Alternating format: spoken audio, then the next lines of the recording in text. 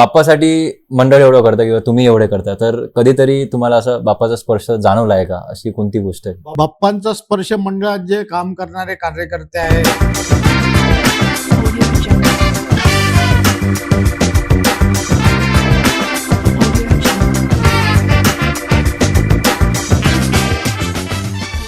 नमस्कार, मी वैभव तेलखडे. VTS the Vaibhav stock show मध्ये आपलं सहर्ष स्वागत करतो. आज आपल्यासमोर मी असा एपिसोड घेऊन येणार आहे ज्यामध्ये असे व्यक्ती, अमरावतीचे टॉप मोस्ट मंडळातून काही व्यक्ती, त्यातील सदस्य आपल्याला भेटायला येणार आहे. पहिले तर आझाद हिंद मंडळ हे नाव तुम्ही ऐकलं असेल, आणि सोबतच नीलकंठ मंडळ बुधवाडा येथील हे स्थापित आहे, आणि यातले काही सदस्य आपल्याला आज या शोमध्ये भेटायला येणार आहे. आणि या शोमध्ये तुमचे जे काही प्रश्न असेल त्या पूर्ण प्रश्नाचं तुम्हाला नक्की उत्तर मिळेल याची मी खात्री घेईल. आणि अशा प्रकारे या शोमध्ये आपलं सहर्ष स्वागत करतो. सर, नाव जे ठरवलं जातं आझाद हिंद मंडळ आणि नीलकंठ मंडळ, या नावामागचा इतिहास काय सर आपल्याला? तर 1927 साली आपल्या भागातील वीर वामनराव जोशी, नानासाहेब बामणगावकर, अण्णासाहेब कलोती, अंबादास पंत वैद्य, बाबूरावजी कोंढाळे अनेक स्वातंत्र्य सेनानी होते. त्यांनी त्या ठिकाणी रॉयल क्लब या नावाची संस्था स्थापन केली व त्यामार्फत हे रॉयल क्लब सुरू झाला. रॉयल क्लब सुरू झाल्यानंतर मग स्वातंत्र्याच्या चळवळीमध्ये सुद्धा तेथील युवक सहभागी राहत होते व सोबतच सार्वजनिक गणेश उत्सवामध्ये लोकांचं संघटन एकत्रित करण्याचं काम त्या माध्यमातून करत होते. मग कालांतराने जेव्हा 15 ऑगस्ट 1947 देश स्वतंत्र झाला व जेव्हा 1949 साली आमच्या मंडळाच्या क्रीडांगणावर ध्वजारोहणासाठी नेताजी सुभाषचंद्र बोस यांच्या आझाद हिंद सेनेचे सेनापती कॅप्टन शाहनवाज त्या ठिकाणी आले, त्यांच्या हस्ते ध्वजारोहण झालं. तेव्हापासून रॉयल क्लब या नावाचं रूपांतर आझाद हिंद मंडळ यामध्ये झालं. अशा प्रकारे हे आझाद हिंद मंडळ नाव या सुरुवात झाली. केवल्यांच्या वाड्यात आमचा गणपती बसत होता पूर्वी. त्यानंतर आमच्या इथल्या काही तरुण मंडळींनी हा मंडळ व्यायामाची पहिली ज्यांना ओढ होती त्यांनी हा चौकात आणला, आणि चौकात आणल्यावर चौकात एक निळकंठेश्वराचं मंदिर आहे. त्या निळकंठेश्वराच्या मंदिरातून त्याला निळकंठ व्यायाम मंडळ म्हणून नाव दिलं आणि तिथे गणपतीची सुरुवात केली त्यांनी. हर वर्षी भरपूर प्रमाणात लोक दर्शनाला येतात आणि भरपूर प्रमाणात दान सुद्धा लोक करतात. तर त्या दानचा उपयोग आपला मंडळ कशा प्रकारे करतो? दर्शनासाठी जे लोक येतात त्यांना काही असं आपलं देणगी दिलीच पाहिजे, असं की कंपल्सरी नसते. स्वइच्छेने जे काही देतात त्या देणगीतून मग आरोग्य शिबिर असतील, रक्तदान शिबिर असेल, किंवा बऱ्याच विद्यार्थ्यांना आम्ही वह्या पुस्तके, जे गरीब विद्यार्थ्यांना मोफत वह्या पुस्तकाचे वाटप करतो. आमच्या मंडळाचे काही सदस्य हे त्यांच्या वाढदिवशी स्वतः पर्सनल गरीब विद्यार्थ्यांना सायकल वाटप, पुस्तकं वाटप हे तर करतच असतात. सामाजिक क्षेत्रात त्या देणगीचा उपयोग तसा वर्षभर चालूच असतो. मंडळाचा उद्देश फक्त हा गणेश उत्सव नसून मंडळाचे वर्षभर विविध उपक्रम चालत असतात. सर्वप्रथम म्हणजे गुरुपौर्णिमा उत्सव मंडळातर्फे फार मोठ्या प्रमाणावर साजरा केला जातो. त्यामध्ये संपूर्ण अमरावती जिल्ह्यातीलच नव्हे तर विदर्भातील जे नावलौकिक प्राप्त समाजसेवक असतील, खेळाडू असतील, राष्ट्रीय खेळाडू, आंतरराष्ट्रीय खेळाडू असतील, किंवा सामाजिक क्षेत्रात ज्यांचं मोठं योगदान असेल, अशा मान्यवरांचा एक सत्कार सोहळा आपण त्या दिवशी आयोजित करत असतो. त्यानंतर गणेश उत्सव तर हा मोठा होतो. गणेश उत्सवामध्ये मोफत आरोग्य शिबिर, अमरावती शहरातील नामवंत डॉक्टर त्या ठिकाणी येतात. ते त्या ठिकाणी शिबिर घेऊन त्या परिसरातील किंवा जे जे त्या ठिकाणी उपस्थित असतील नागरिक स्वइच्छेने नोंदणी करतात, त्यांची तपासणी करतात. त्यांना आम्ही मोफत औषध जर कोणी आम्हाला भेटलं कंपनी मार्फत ते देण्याचा प्रयत्न करतो. त्यानंतर चष्मे वाटप, नेत्र तपासणी करून चष्मे वाटप हा कार्यक्रम सुद्धा गणेशोत्सवाच्या अंतर्गत हा घेतला जात असतो. त्याचप्रमाणे विविध, आता मंडळाचा 97 वर्षाचा इतिहास मांडला तर जवळपास महाराष्ट्रातले सगळे मोठमोठे कलावंतांचे सांस्कृतिक कार्यक्रम या ठिकाणी झालेले आहे. त्यामध्ये उषा चव्हाण असतील, जयवंत कुलकर्णी, पुष्पा पागघरे पासून तर जवळपास मोठमोठे कवी संमेलन जे आज आपण पाहतो, राहत इंदोरी वगैरे, ते सुद्धा आपल्या मंचावर येऊन गेलेलं आहे. गणेश उत्सवामध्ये आपण भजन संध्या घेतली होती. अनुप जलोटा यांची, प्रसिद्ध भजन सम्राट अनुप जलोटा यांची भजन संध्या आपण सांस्कृतिक भवनला घेतली. त्यामध्ये म्हणजे हजारोच्या वर लोक त्या ठिकाणी उपस्थित होते. त्याचा आपण लाईव्ह 97 वर्षाची परंपरा आहे. त्याचं आम्ही पुस्तकच प्रकाशन केलं आहे, हे जवळपास 4 वर्ष पहिले केलं होतं. त्यामध्ये आझाद हिंद मंडळाचा, तसेच अमरावती शहरातील जेव्हा स्वातंत्र्याचा अमृत महोत्सव झाला त्याला अनुसरून अमरावती शहरात जे स्वातंत्र्य सेनानी होते त्यांची माहिती व सोबतच आझाद हिंद मंडळाची माहिती हे पुस्तक त्यामध्ये आपण प्रकाशित केलेलं आहे. त्याच्यात मंडळाचा सर्व इतिहास आहे. तर देणगीचं त्याचप्रमाणे मंडळाच्या वतीने क्रीडा स्पर्धाचं देखील मोठ्या प्रमाणात आयोजन होतं. दरवर्षी 21 डिसेंबरला या मंडळाचे जे आमचे माजी अध्यक्ष होते तसे या अमरावती नगरीचे अखेरचे लोकप्रिय नगराध्यक्ष स्वर्गीय हरिभाऊ कलोती यांच्या स्मृती दिनाचं औचित्य साधून दरवर्षी युवकांमध्ये व्यायामाची प्रेरणा निर्माण व्हावी म्हणून शरीर सौष्ठव स्पर्धेचं आयोजन करत आहे. आपण मागील 5 वर्षापासून राज्यस्तरीय स्पर्धा आपण त्या घेत आहे. पूर्वी आपण 20 वर्ष त्याच्या जिल्हास्तरीय स्पर्धा घेतल्या होत्या. 5 वर्ष झाले राज्यस्तरीय स्पर्धा घेत आहे. त्याचप्रमाणे दिनांक 24, 25, 26 जानेवारीला हे ठरलेले कार्यक्रम आहे. तारखाही ठरलेला आहे. मंडळाच्या वतीने स्वर्गीय बाळासाहेब दिघेकर व स्वर्गीय सुभाष पुसतकर यांच्या स्मृतीप्रित्यर्थ कबड्डी स्पर्धाचं आयोजन करण्यात येतं लहान गटातील विद्यार्थ्यांसाठी. कारण की जेव्हा लहान मुलांना आपण मैदान उपलब्ध करून देऊ त्यातूनच मग मोठे खेळाडू घडतात. 50 वर्षापासून ही परंपरा सतत चालू आहे. आम्ही त्या मैदानावर खेळलो. आता आम्ही सुद्धा त्या स्पर्धा आयोजित करत असतो. त्यातून अनेक मोठमोठे खेळाडू घडलेले आहे. विशेष म्हणजे आमच्या मंडळाचे 2 खेळाडू यांनी भारतीय संघात कबड्डी संघात स्थान प्राप्त केलेलं आहे. त्यामध्ये एक शिवछत्रपती जो महाराष्ट्र शासनाचा सर्वोच्च पुरस्कार आहे क्रीडा क्षेत्रातला शिवछत्रपती पुरस्कार तो आमच्या मंडळाचे खेळाडू सुरेंद्र चिखलकर यांना प्राप्त झालेला आहे. त्याचप्रमाणे एक विनायक माळी म्हणून आहे त्यांनी सुद्धा भारतीय संघात स्थान प्राप्त केलेलं आहे. व क्रीडा स्पर्धेच्या आयोजनामागे मंडळाची सर्व कार्यकारिणी सतत आपल्याला वर्षभर जे कार्यक्रम होतात त्यासाठी कार्यरत असते. त्यामध्ये मंडळाचे अध्यक्ष आदरणीय पद्मश्री प्रभाकरराव विद्या जो ते मंडळाचे अध्यक्ष आहेत. कार्याध्यक्ष म्हणून अमरावतीचे माजी महापौर विलासभाऊ इंगोले ते स्वतः राष्ट्रीय खेळाडू राहिले असल्यामुळे खेळांमध्ये त्यांचा स्वतः उत्साह असते व दरवर्षी क्रीडा स्पर्धा आयोजनामध्ये मोठा सहभाग ते खूप मोठा त्यांचं खूप मोठं योगदान आहे. खूप मोठं योगदान त्यांचं अमरावती मंडळासाठी तर आहेच, पण विदर्भातही कुठे कोणत्या स्पर्धा असल्या तर त्याही मंडळाला सहकार्य करण्याचं काम विलासभाऊ करत असतात. त्याचप्रमाणे दरवर्षी आमचं अत्यंत दुर्दैवी घटना 2 वर्ष पहिले घडली. समजा ती घडायला नको. ती आमचे जे गणेश उत्सवाचे कल्पकता ज्यांच्यामध्ये स्वर्गीय सोमेश्वर भाऊ यांचं दुःखद निधन झालं व जो आमच्या देखाव्याला एक वेगळा हे राहत होता, लुक राहत होता, तो स्वर्गीय सोमेश्वर भाऊच ठरवत होते पूर्ण गणेशोत्सवाचं काम जवळपास 30-40 वर्षापासून. परंतु काळाने त्यांच्यावर तो घात केला. पण त्यांच्या मग स्मृतीप्रित्यर्थ दरवर्षी 1 मेला महाराष्ट्र दिनी रक्तदान शिबिराचं आयोजन मंडळाच्या वतीने गेल्या 3 वर्षापासून सुरू आहे. पूर्वी आपण गणेशोत्सवामध्ये ते घेत होतो, परंतु त्यातून आता ते वेगळं करून 1 मेला आपण ते शिबिर घेत असतो. आमच्याकडे आम्ही जो यांचं दान येतं त्या दानात आम्ही पहिली गोष्ट देखावा दाखवण्याचा प्रयत्न करतो. त्यानंतर आमच्या इथे 1 ते 10 पर्यंत शाळा आहेत. त्यातल्या आमच्या 3 ब्रँचेस आहेत. एक कलोती नगरला आहे, एक चौकात आहे आणि एक भातकोली रोडवर आहे. तिथे आमचे 8 ते 10 शाळा आहे. चौकातली 1 ते 7 आहे आणि तिकडे 1 ते 4 आहे कलोती नगरला. या सर्व याच्यात बालवाडी सुद्धा आहे. याच्यात स्लम विद्यार्थी आहेत बरेचसे. त्या स्लम विद्यार्थ्यांना मदत म्हणून ह्यातला बराचसा पैसा आम्ही त्यांना डायव्हर्ट करतो असतो. आणि मंडळाचे वैशिष्ट्य काय आहे तुमच्या आझाद हिंद मंडळाचे वैशिष्ट्य जे लोकांना आकर्षित करतात? आझाद हिंद मंडळाचे वैशिष्ट्य हेच आहे की आझाद हिंद मंडळामध्ये काम करणाऱ्या व्यक्ती ह्या सर्वांना सोबत घेऊन चालणाऱ्या असतात. मंडळ जेव्हाही कोणा शहरावरही काही संकट आलं, कोणत्या भागात आग लागली, काही लागली तरी मंडळाचे कार्यकर्ते धावून जातात. पूर्वी जेव्हा इतिहासामध्ये याच्यात फोटो एक असेल त्या ह्याच्यात की जेव्हा स्वच्छता कर्मचाऱ्यांचा संप झाला होता नगर परिषद असताना, तेव्हा मग मंडळाच्या कार्यकर्त्यांनी स्वतः जाऊन शहरात साफसफाईचं काम केलं होतं. इतवारा बाजारामध्ये जेव्हा आग लागली होती तेव्हा तिच्या आगग्रस्तांना धावत जाऊन मदत ते करतात, पण आर्थिक मदत गोळा करून देण्याचं काम सुद्धा करत होतं. व तसेच मंडळाचे जे गणेशोत्सवामध्ये होणारे कार्यक्रम असतील, मंडळाचे क्रीडा धोरण असेल, कबड्डी खेळाडू राष्ट्रीय स्तरावर बरेच पोहोचलेले आहे.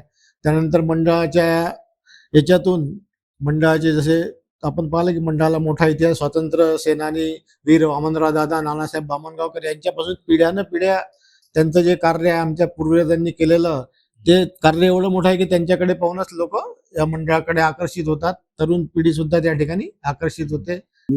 दरवर्षी आम्ही याच्यात रक्तदान शिबिर वगैरे घेतो. आणि आमच्या सायकल रॅलीज असतात. आणि तशाच ह्यांच्या मंडळाचा आमचा जो उदो होतो, आमच्या मंडळात व्यायाम मंडळ आहे. व्यायाम मंडळाच्या आमच्या व्यायाम मंडळाने युनिव्हर्सिटीत, नागपूर युनिव्हर्सिटी होती, त्या नागपूर युनिव्हर्सिटीतून यांनी 75 कलर होल्डर दिले आहे आमचे कुस्तीचे. आणि कबड्डी गेममध्ये आम्ही आहेच, त्यामुळं हेच नाही. आणि नाईट एशियन गेममध्ये आमच्या मंडळाचे 3 सदस्य केले होते. बाप्पासाठी मंडळ एवढं करतं किंवा तुम्ही एवढे करता, तर कधीतरी तुम्हाला असं बाप्पाचा स्पर्श जाणवला आहे का? अशी कोणती गोष्ट आहे? बाप्पांचा स्पर्श मंडळात जे काम करणारे कार्यकर्ते आहे ते तनमन धनानी कार्य करतात व उत्तरोत्तर त्या भागातील जे कार्यकर्ते त्यांची प्रगती दिवसेंदिवस होतच आहे. त्यामुळे बाप्पाचा स्पर्श मंडळाच्या सर्वच कार्यकर्त्यावर आहे असं आम्ही सर्वजण मानतो व अत्यंत भक्तिभावाने सर्वच आमचे कार्यकर्ते त्या ठिकाणी आराधना करतात. आतापर्यंत बरेच देखावे झाले आहेत. या देखावामध्ये अशी कोणती गोष्ट आहे जी आतापर्यंतच्या देखावामध्ये नव्हती?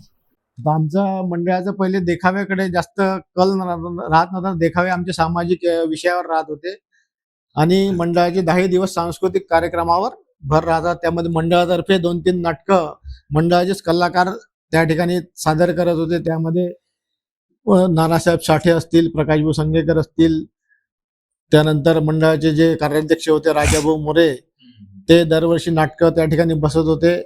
नाटकाची सांस्कृतिक कार्यक्रमाची परंपरा होती. पण देखाव्यामध्ये सुद्धा लाल किल्ल्याचे वगैरे अनेक देखाव्यात 97 वर्ष झाले, तर दरवर्षी काही ना काही देखावा सादर करत असतो.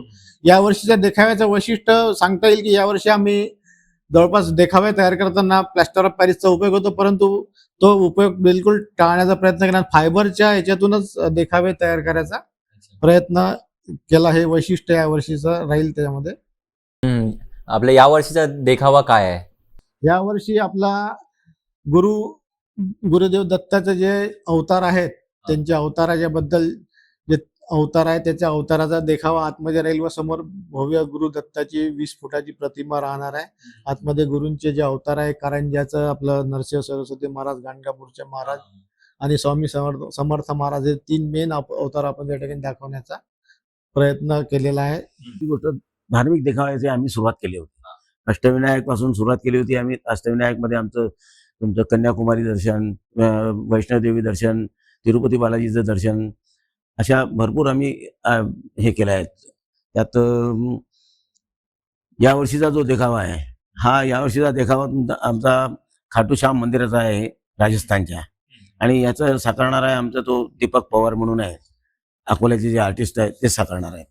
यावर्षी कशी पद्धत आहे कार्यक्रमाची? काय काय कार्यक्रम आझाद हिंद मंडळाने ठेवलेले आहे? सर्वप्रथम तर आपली 7 तारखेला 4 वाजता भव्य शोभायात्राची जी स्थापनेची आमची शोभायात्रा असते. 4 वाजता ती निघेल. त्यामध्ये विविध प्रकारच्या आमच्या संपूर्ण विदर्भातून ज्या नावाजलेल्या दिंडी, वारकरी दिंडी आहेत त्या सहभागी राहतील. ती आपल्या मंडळातून बुधवारामधून सुरू होईल व संपूर्ण जो शहराचा मुख्य बाजारपेठ आहे त्याला पूर्ण परिक्रमा घालून समजा येते. बुधवारातून अंबा गेट, राजकमल चौक, राजकमल वरून जयस्तंभ चौक, जयस्तंभ वरून सराफा बाजार, जवाहर गेट मधून सराफा बाजार, मग सराफा बाजारातून भाजी बाजार, भाजी बाजारातून परत निळखंड मंडळातून बुधवारा चौकामध्ये त्याचं समापन होते.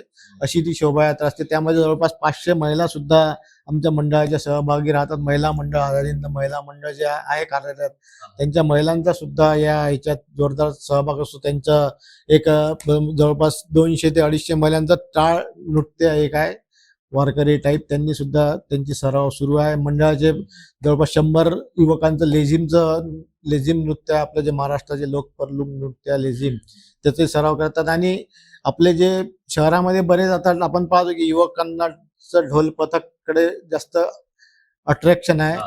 तर ढोल पथकामुळे मंडळाचा तर ढोल पथक आहेच, लेझिम सोबत ते वाजवणार आहे, पण इथं बरेच ढोल पथकवाले सराव करतात. मग त्यांना सुद्धा मंडळाच्या ह्याच्यात थोडं एक व्यासपीठ उपलब्ध करून द्यावं म्हणून जवळपास 2 ढोल पथकांना आम्ही दरवर्षी संधी त्या ठिकाणी देत असतो. आणि एक बँड आपला जो नेहमी परंपरागत जो चालत आलेला आहे गणपती सोबत, तो एक बँड असतो. आणि 97 वर्षापासूनच आमचा एक मूर्तिकार जो आहे सोनसळे, 97 वर्ष झाले. पहिले त्याचे वडील मूर्ती तयार करत होते, आता तो तयार करतो. ती परंपरा अजूनही चालू आहे. सोनसळे जे अमरावतीतले प्रसिद्ध मूर्तिकार आहे त्यांच्याकडूनच ती मूर्ती तयार केली जाते. हा, त्यांचीच. काय रिझन आहे याच्या मागे तुम्ही त्यांचे नावाजलेलं ते मूर्तिकार होते अमरावतीतले मॅक्झिमम मंडळ पहिले त्यांची मूर्ती घेत होते आणि त्यांच्या मूर्तीत एक आकर्षण असते लोक दर्शन म्हणजे ती मूर्ती पाहिल्यावरच एक प्रकारचं तुमच्यात एक अध्यात्माकडे तुमची ओढ होते आणि त्यांच्या मूर्तीत ज्वलंत एक जिवंतपणा दिसतो आपल्याला चेहऱ्यामध्ये आणि ती परंपरा सतत कायम राहील. पूर्वजांनी जी सुरू केलेली परंपरा आहे त्यांचे वडील करत होते, आता त्यांचा मुलगा करतोय. तीच परंपरा आमचे जे सिनियर सदस्य त्यांनी सुरू केली परंपरा अजूनही सुरू आहे. आपल्या मंडळातर्फे काय काय कार्यक्रम ठरवण्यात आले या 10 दिवसात? आमच्या मंडळात यावर्षी रक्तदान शिबिर आहेच आणि चष्मा वाटप, नेत्रदान शिबिर हा. हे आहेच. शरीर स्वास्थ्यासाठी आम्ही सायकल रॅली ठेवतोच आणि आमची जी मिरवणूक आहे ही मिरवणूक गणपतीच्या दिवशी 4 वाजता निघते आहे. ते आझाद हिंद मंडळ, आंबा गेट, राजकमल चौक, जयस्तंभ यांनी सांगितलेला जो मार्ग आहे त्याच मार्गानुसार येतो आहे. आमच्या मंडळात येतो आणि ह्याचप्रमाणे जशी आमची एक छोटी मूर्ती असते ही मूर्ती आम्ही त्याच मुहूर्तावर आम्ही स्थापन करून आणि त्याच मुहूर्तावर अनंत चतुर्दशीला विसर्जित करतो आणि मोठी मूर्ती आम्ही दुसऱ्या दिवशी करतो. तुम्ही सुद्धा मूर्ती सोनसळीचीच आहे आमची मूर्ती. हा, आणि आमचा तोच वारसा आहे की आमच्या पूर्वजांनी जो त्यांच्याकडून घेतला आहे तोच आम्ही आता चालवत आहोत. इको फ्रेंडली गणपतीची मूर्ती आहे त्याबद्दल तुम्ही काय बोलाल? इको फ्रेंडली गणपतीच्या मूर्तीचा वापर जास्तीत जास्त जणांनी करावा यासाठी आम्ही सुद्धा आवाहन करत असतो मंडळातर्फे. आम्ही सुद्धा पर्यावरण कसं काय चांगलं राहील याची काळजी घेऊनच गणेश उत्सवासाठी प्रयत्न करत असतो. जसं ध्वनी प्रदूषण असेल हे असेल त्यामध्ये डीजे वगैरे असला तरी त्याचा जो मर्यादा नियम दिला आहे त्यानुसारच ते आमचं सर्व चालत असते आणि पोलीस विभागाच्या नियमानुसार जो आपल्या मिरवणुकीचा टाइम आहे त्याच्या आतमध्येच आपली शोभायात्रा थांबून देत असतो. 10 दिवस राहील, पूर्ण त्योहार राहील अमरावतीमध्ये, महाराष्ट्रामध्ये. तर त्या 10 दिवसामध्ये तुम्ही कोणत्या कलाकाराला तिथे बोलवलं आहे का अमरावतीकरांना भेटायला? 10 दिवसामध्ये 13 तारखेला सारेगमपचे जे चॅम्पियन आहे त्यातील एक सांस्कृतिक कार्यक्रम गाण्याचा घेतलेला आहे. सांस्कृतिक भवनलाच आहे तो. पावसामुळे दरवर्षी पहिले तर आम्ही चौकामध्येच घेत होतो, आमच्याजवळ चौकी आहे, परंतु हे पावसाचं हे पाहता मागील वर्षी जसा अनुप जलोटा यांचा कार्यक्रम सांस्कृतिक भवनला घेतला तोच कार्यक्रम आता आम्ही या ठिकाणी सांस्कृतिक भवनला घेतला. त्यामध्ये हा कार्यक्रम फ्री आहे की त्याचे काही तिकीट आहे? कोणत्या प्रकारचं तिकीट त्यामध्ये नाही. मागचा जो होता अनुप जलोटांचा तोही आपण विनामूल्य ठेवला होता. 13ला 14ला आरोग्य शिबिर आहे माधव बाग जो आपलं त्यांच्या तर्फे आहे. त्यामध्ये आरोग्य शिबिर प्लस रक्तदान, रक्त चेक शिबिर म्हणजे रक्त तपासणी शिबिर सुद्धा आहे. त्यानंतर अथर्व शीच आपलं जे असते गणपती स्तोत्र त्याचं 16 तारखेला आमचं महिला मंडळ जे आहे ते मोठ्या प्रमाणावर त्या ठिकाणी सादर करणार आहे. त्यानंतर इतर दिवशी अनेक सगळे अमरावती जिल्ह्यातील जेवढे मान्यवर रोज कोणी ना कोणी त्या ठिकाणी भेट द्यायला येतातच. त्यांचं मंडळाच्या वतीने स्वागत वगैरे ते राहणारच आहे. अजून मंडळाच्या बाल कलाकारांना प्रोत्साहन देण्यासाठी जर पावसाने कृपा केली तर आपल्या मंडळाचं जे क्रीडांगण आहे त्यामध्ये सुद्धा एक भौम्य रंजन नावाचा कार्यक्रम आम्ही दरवर्षी घेत असतो, परंतु पावसामुळे मग तो 2-4 वर्षाचा अडथळा निर्माण झाला आणि कोरोनामुळे झाला होता. तर यावर्षी जर आपल्याला उघाड भेटले तर आपण तो घेण्याचा प्रयत्न करणार आहोत. प्रदूषण होऊ नये आणि त्यासाठीच आमचा जो प्रयत्न असतो की आम्ही स्वतःची आमची जी मूर्ती आहे विसर्जन करताना ही आमची मातीची मूर्ती आहे आणि विसर्जन करताना आमच्या भातकुली रोडवरील जे ग्राउंड आहे आमचं शाळा आहे त्या ग्राउंडमध्येच आम्ही एक मोठा तलाव करून तिथेच कुठेही बाकी प्रदूषण न होता म्हणून आम्ही तिथे आम्ही विसर्जित करतो आमच्या मंडळाची. आमच्या मंडळाची जी ह्याची जी हे परंपरा आहे तुमची मिरवणुकीची, आमच्याही मिरवणुकीत लेझिम पथक, महिला मंडळ आणि सगळं हे दिंडी वगैरे आणि मंडळाचे जे कला पथक आहे बँड पथक ते असतंय आमचं. वेळ काय असतं मिरवणुकीची? सोबतच दोन्ही मंडळाचे निघतात की वेगवेगळे वेळ ठरवल्या जातात? असं काही नाही आहे. हे जर पहिले निघाले आझाद मंडळ पहिले निघालं तर यांच्या 1-1.5 तास मागे आम्ही निघतो किंवा आम्ही जर पहिले निघालो आमच्या 1-1.5 तास मागे तयारी आम्ही संगणमताने ठरवून घेत असतो. आमच्या त्याच्यात काही असं हे दोषारोपण काहीच नसतो कोणावरच. असं काही नाही. जे पहिले निघाले पहिले जे तयार आहे पहिले ते पहिले निघते. हा असं आहे. मंडळाचं जे पुढची वाटचाल आहे भविष्यासाठी तर त्या वाटचालीबद्दल तुमचे काय प्रयत्न करणं सुरू आहे? आता भविष्यातील वाटचाली आमचा हाच प्रयत्न राहील, तरुण युवकांना या सर्व उत्सवासोबतच त्यांना रोजगाराच्या बाबतीत काही मंडळातर्फे जर आपल्याला मार्गदर्शन करता आलं, जसं रोजगार शिबिर मेळावे असे तरी घेण्याचा आमचा प्रयत्न असतो. आमचे बरेच कार्यकर्ते वेगवेगळ्या संस्थेमार्फत त्यामध्ये कार्यरत असतातच, पण एखाद्या वेळेस आम्ही मंडळाच्या मार्फत सुद्धा आमच्याजवळ मोठा हॉल उपलब्ध आहे. आम्ही कोणते चांगले मोटिवेशनल स्पीकर बोलावून त्यांच्या मार्फत सुद्धा आपण तो कार्यक्रम त्या ठिकाणी घेऊ शकतो. आणि संघ आता सध्याचं कॉम्प्युटरचं युग असल्यामुळे एक मंडळाच्या वतीने कॉम्प्युटर सेंटर सुरू करण्याचा आमचा मानस आहे. आमची वाटचाल अशी आहे की आमच्याकडे एक आता बापूसाहेब अमरावतीचे इतिहासकार जे आहे हे बापूसाहेब कारंजकर यांच्या नावाने एक स्मृती भवन झालं आहे. त्या स्मृती भवनात मधून आम्ही असाच संगणकाचा एक खाली जो एक हे आहे क्लासेस भरवायचे आणि त्याच्यामुळे ज्ञानार्जन करायचं. याच्यासाठी आमचं रोजगारासाठी यांना तरुणांना उपयोग होईल हे असं आमचा कार्यक्रम असाच आहे. आणि जो आता विसर्जन सोहळा राहील तो मंडळाने कशा प्रकारे ठरवला हे? पहिले सांगितल्याप्रमाणे आमची स्थापनेची शोभायात्रा भव्य दिवस असते. विसर्जनाच्या दिवशी आमची जी पूजेची मूर्ती आहे ती आमच्याच मंडळाच्या त्या हॉलमध्ये एक विहीर आहे, त्या विहीरमध्ये छोटी मूर्ती असल्यामुळे तिथे विसर्जित करतो. पण जी आमची मोठी मूर्ती आहे ती मागच्या वर्षी जुनी विसर्जित करत असतो. ती आम्ही इकडे चांदूर रेल्वे रोडवर मालखेड तलाव आहे त्याच्या बाजूला भिवापूरचा तलाव आहे, त्या तलावावर विसर्जित करत असतो. आमच्या विसर्जनाचं मुहूर्त वैशिष्ट्य असं आहे की पहिल्या दिवशी ज्यावेळेस आमची मिरवणूक निघते त्यावेळी आमच्या इथं सगळे ड्रेस कोड असतो, काळी पॅन्ट आणि पांढरा शर्ट. हेच का? हाच ड्रेस कोड का? आमच्या मंडळात कोणीही गुलाल खेळत नाही विसर्जनाच्या दिवशी? पहिल्या दिवशी. आणि जेवढा गुलाल खेळायचा आहे तेवढा विसर्जनाच्या दिवशी खेळतो आम्ही. चौकातूनच आमच्या तिथून फक्त आपल्या भातकुली नाक्यापर्यंत आम्ही ते मिरवणूक काढतो, तिथपर्यंत आम्ही तो आनंद घेतो आणि आमचा थोडा उत्साह आम्ही द्विगुणित करतो. जे आपले जे काही शर्ट राहतील त्यावर गुरुदेव दत्त लिहिलेलं जसं महाकालचा थीम नुसार ड्रेस असतात. महिला भगिनी सुद्धा त्या थीम नुसारच आपला ड्रेस कोड तयार करत असतात. सर, आझाद हिंद गणेशोत्सव मंडळातर्फे आपण अमरावतीकरांना काय संदेश द्या? आझाद हिंद मंडळ गणेशोत्सवातर्फे अमरावतीकरांना हा उत्सवासाठी मी सर्वप्रथम शुभेच्छा देतो. त्याचप्रमाणे आपलं वैभव टॉक्स या कार्यक्रम हा एवढा चांगला कार्यक्रम घेतला त्याबद्दल मी तुमचं अभिनंदन करतो. तुम्हालाही पुढील वाटचालीतर्फे मंडळातर्फे शुभेच्छा देतो. व तो आमच्या मंडळाचं काही सहकार्य तुम्हाला लागलं तर तुम्ही अवश्य सांगा. आमचे सर्व मंडळाचे पदाधिकारी त्यामध्ये निश्चितच तुमच्या पाठीमागे उभे राहतील. अमरावतीकरांना या प्रसंगी हा उत्सव चांगल्या प्रकारे गुण्यागोविंदाने साजरा करावा. या उत्सवाला कोणत्याही प्रकारचं गालबोट लागता कामा नये. आपला जो लोकमान्य टिळकांनी घालून दिलेली परंपरा आहे सर्वांचं संघटन या ठिकाणी झालं पाहिजे. तर त्या संघटनात्मक उत्सव हा साजरा झाला पाहिजे. राष्ट्रीय एकात्मता टिकवून हा उत्सव साजरा झाला पाहिजे. सर, आपण काय सांगाल मंडळावर? आणि अमरावतीकरांनाही असाच आम्ही संदेश देऊ की बा कुठलेही अघटित कार्य होऊ न देता उत्सव चांगल्या रीतीने पार पाडावा असा आमचा संदेश राहील.